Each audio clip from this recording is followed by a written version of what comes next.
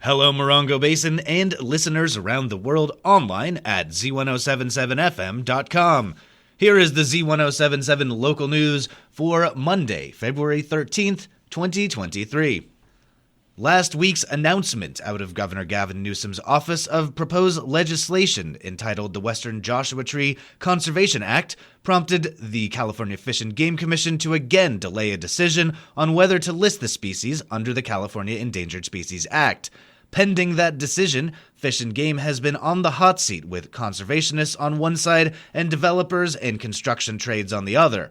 The proposed Western Joshua Tree Conservation Act may offer the Fish and Game Commission a way to ease off the hot seat without getting burned. Reporter Mike Lipsitz picks up the story from here.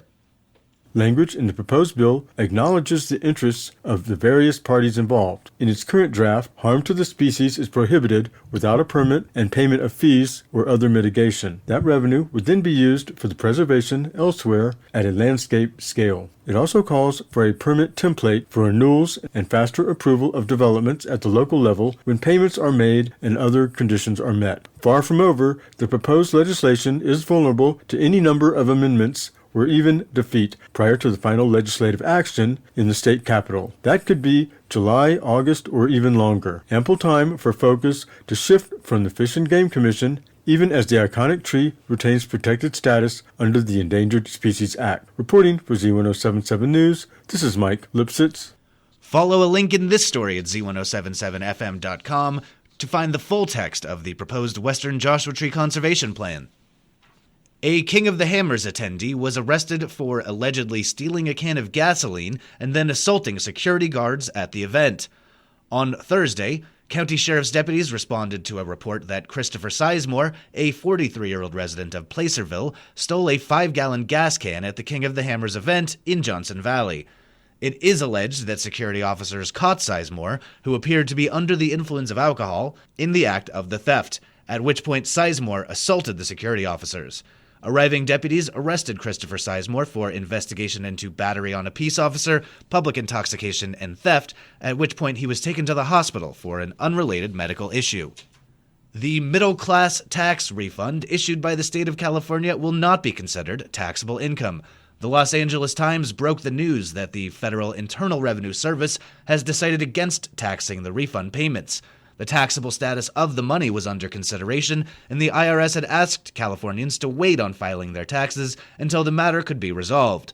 The report says that recipients of the refund can ignore the 1099 miscellaneous forms sent out in January by the California State Franchise Tax Board.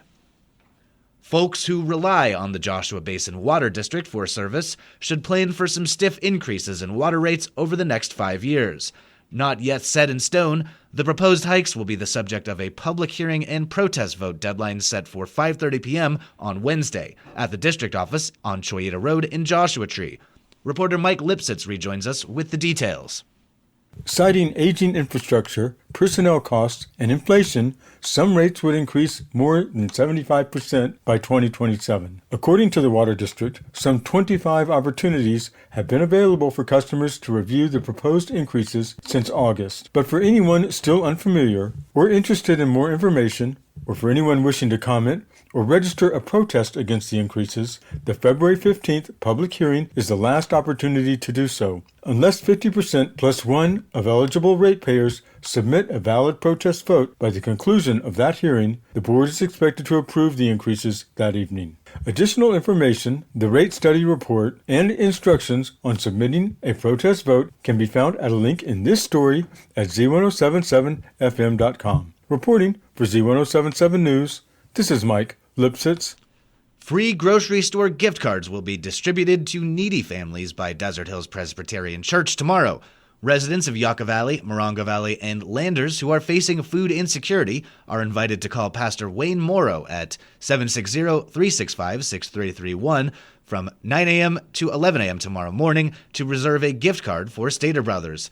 The cards are reserved on a first-come, first-served basis until gone and cannot be reserved in advance. The church will also be providing free groceries to needy families on Wednesday from 10 a.m. to 11 a.m. at the church, located at 56750 Mountain View Trail in Yucca Valley. In its sixth incarnation, The High Desert Fringe Festival will be back and better than ever, May 19th through 21st. Arts and entertainment reporter Charlie Thomas shares the details of how to be a part of the fun.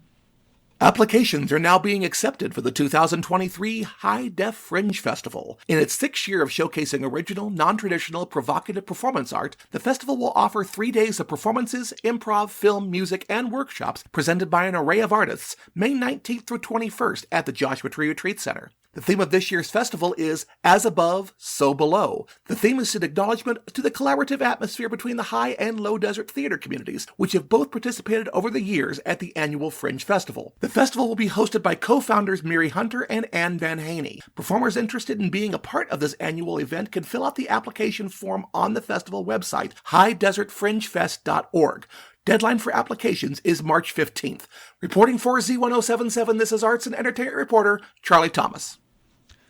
And finally, March 1st is the 40th anniversary of the Boys and Girls of the High Desert. On Friday, the executive director of the Boys and Girls Club of the High Desert, Michaela Rhodes, spoke to Gary Daigneault about the anniversary of the chartering of the club on Z107.7's Up Close show.